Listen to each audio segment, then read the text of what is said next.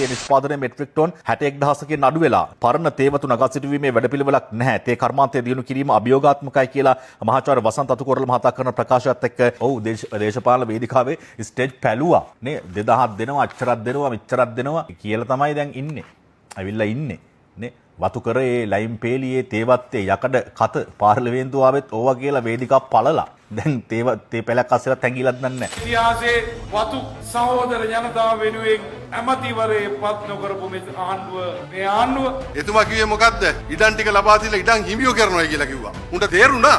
තේරුණාත් නොතේරුණා වගේ මට මඩ ගහන්න ඕනින්ද ඒක වෙනස් කෙරුවා. මේ වේදිකාවට මම නගිනකොට මට ලියුමක් හම්බුණා. පවුල් 85ක් ඉන්නවලු මැද්ද කන්ද වෙලේ කුඹර කොටස්. ඒ අයව කුඩා තේවතු හිමියන් බවට පත් කරන එක සාර්ථකයි නේද?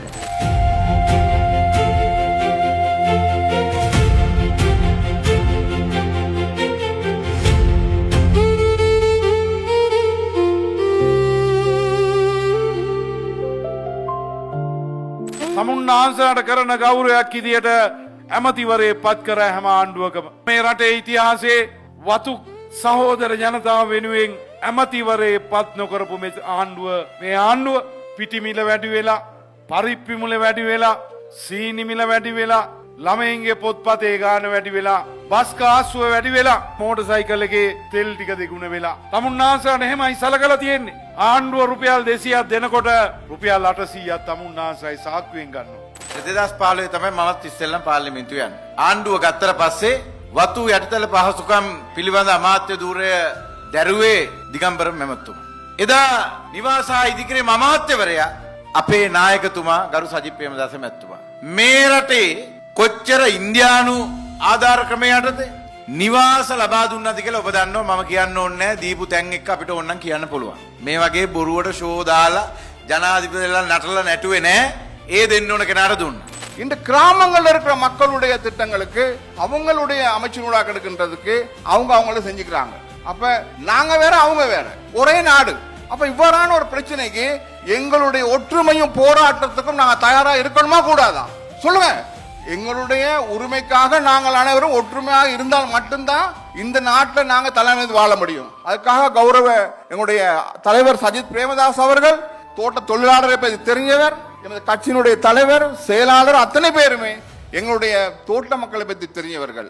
නායකතුමනි මේ වතුකම් කරුවෝ බලාපොරොත්තු වෙනවා එක නිවාස ප්‍රශ්නේ, දෙවෙනි ඉල්ලීම තමන්ගේ කියලා යම් කිසි බිම් ප්‍රමාණයක් දෙන්න කියලා දෙවෙනි යෝජනාවට ඉල්ලා සිටිනවා. තුන්වෙනි යෝජනාව යම් කිසි ක්‍රමවේදයකට මේ වතුකම් කරු ජනතාවට සහන ණය මුදලක් එක්ක අලුත් තේවගාවල් තියෙන අවුරුදු එකමාරෙන් දෙකෙන් අස්සන්න ගන්න පුළුවන්. ඒ යටතේ මේ අයට මේ අක්කරේ හමාර යම් කිසි ක්‍රමවේදයකට මේ අයට දෙන්න තේවගාව පුළුල් වෙයි. ඩොලර් වැඩියෙන් රටටයි මේ අයට මාසෙකට ලක්ෂයකට එහා මුදලක් අතටයි.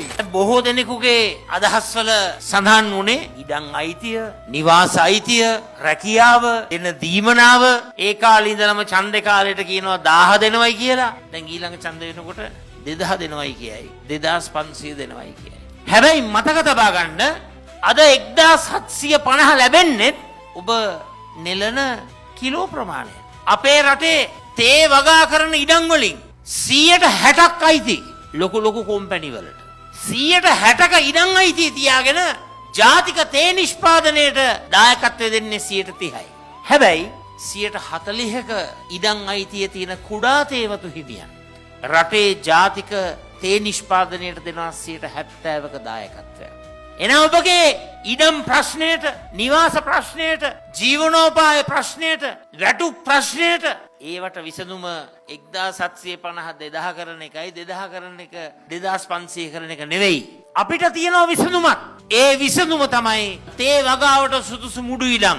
මේ සමූහය මේක රාශී කරගෙන ඔය වතු කම්කරුවයි කියන මේ ජන සමාජයේ අහිංසකම කොට්ටාසය කුඩා තේවතු හිමියෙක් හැටියට ඔබගේම ශක්තිය තුලින් වගා කටයුතු කරලා ඒ වගා භූමිය තුල නිවසකුත් හදාගෙන තේ ව්‍යවසායකෙක්, ටී ඔන්ටර්ප්‍රනර් කෙනෙක් බවට ඔබව පත් කරන නව ප්‍රතිපත්තිය ක්‍රියාත්මක කරන්නට සමගි ජන බලවේගය අපි කැප වෙනවයි කියන එක මම මේ අවස්ථාවේ කියන්න කැමතියි. මම මේ කියන කාරණා පොඩ්ඩක් ඔප්පු කරන්න. මේ වේදිකාවට මම නගිනකොට මට ලියුමක් හම්බ වුණා. වේලායුධන් කදිරවේල් මහත්මයා. එතුමා කියනවා පවුල් 85ක් ඉන්නවලු මැද්ද කන්ද වෙලේ කුඹර කොටස්.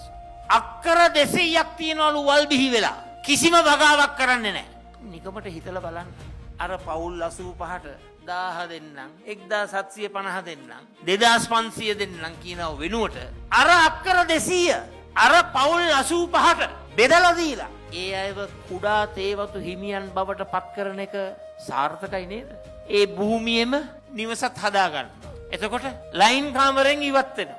තමන්ගේම ස්වශක්තියෙන් සෝත්සාහයෙන් රාජ්‍ය ආධාරත් සහිතව තේ වගාව කරනවා. එතකොට රටේ තේ නිෂ්පාදනයට මොකක්ද වෙන්නේ? අර අහිංසක පවුල් 85 තමන් වැඩ කරපු තරමට සීමාවක් නැතුව ඇත්ත වශයෙන්ම ලක්ෂපතියන් බවට පත් වෙන්න පුළුවන්. සජිත් ප්‍රේමදාස මහත්තයා දැක්මත් තියෙන නායකයෙක්. ඊයේ ජනාධිපතිවරණයේදී මේ වතුකම්කරුන්ගේ ප්‍රශ්න ගැන එතුමා නිකන් හිටියේ නෑ. මේ මලේගල් ප්‍රදාව නියෝජනය කරන දේශපාලන නායකයෝ ඒ වගේම විද්වතුන් මේ සියලුම දෙනාම එක තැනකට එක මේසෙට කැඳෙව්වා. කැඳවලා ඇහුවේ මේ වතුකම්කරුන්ගේ නිවාස ප්‍රශ්න විසඳන්නේ කොහොමද? වතුකම් වලට සාධාරණ වැටුපත් දෙන්නේ කොහොමද? ඒ වගේ වතුකම්කරුන් අනික් ගැටලු ටිකට වැඩ කටයුතු කරන්නේ කොහොමද කියන එක ගැන. එතෙන්ද එතුමා තොරතුරු ගත්තා. එතුමා කිව්වේ මොකද්ද? අනිවාර්යයෙන් මේ වතුකම්කරුවන්ට ඉඩම් ටික ලබා දීලා ඉඩම් හිමියෝ කරනවා කියලා කිව්වා. ඒකටත් වැරදි අර්ථකථනයක් දුන්නේ කාලේ. ඒත් වත්තේ දලු කඩන්නේ කවුද කියලා එවුවා. ඔය JP වල ඉන්න මේ සමාජ මාධ්‍ය ක්‍රියාකාරීවෝ. උන්ට තේරුණා තේරුණාත් නොතේරුණා වගේ මතුමට මඩ ගහන්න ඕන හින්දා ඒක වෙනස් කෙරුවා. එතුමා කිව්වේ මොකද්ද? හෙක්ටයාර් තියෙනවා 3,10,000ක් තියෙනවා මේ රටේ RPC. ඒ කියන්නේ මේ සමාගම් වලට අයිති. ඒතකොට 3,10,000න් හෙක්ටයාර් 40,000ක් වගා කරන්නේ නැහැ. ඔබතුමා කිව්වේ ඒකයි.